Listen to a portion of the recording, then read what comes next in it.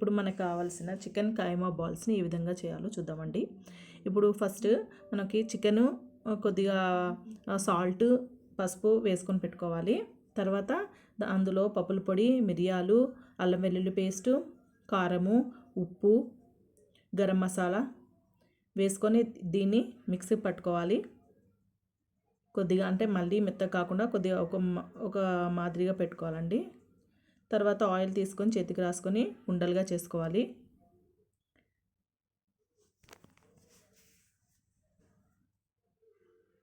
ఇది మామూలుగా రాగి ముద్దకి కానీ రైస్కి కానీ దేనికైనా బాగుంటుందండి.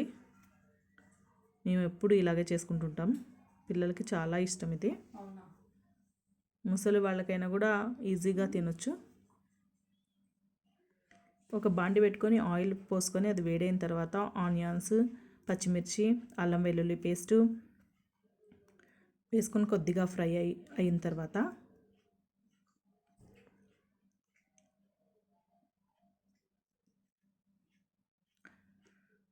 అందులో కారము, ఉప్పు, టమాటోని మెత్తగా చేసుకొని మిక్సీకి వేసుకొని పట్టుకోవాలండి. అది తర్వాత గరం మసాలా, దాల్చిన చెక్క, మిరియాల పొడి, ధనియాలు, పుదీనా వేసుకొని వాటర్ వేసుకోవాలి.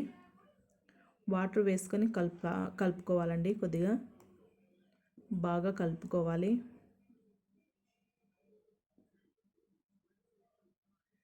మనకు కావలసినంత సాల్ట్ వేసుకోవాలండి, చూసుకొని వేసుకోవాలి. కారం కూడా అలాగే.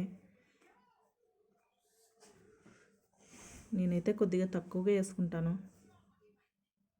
ఇది ఉడికిన తర్వాత మనం రెడీ చేసి పెట్టుకున్న కైమా బాల్స్ని వేసుకుందామండి.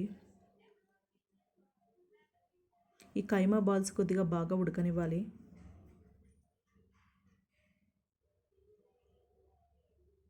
మీకు గ్రేవీకి కావాలంటే కొద్దిగా అయినా వేసుకోవచ్చు వాటరు.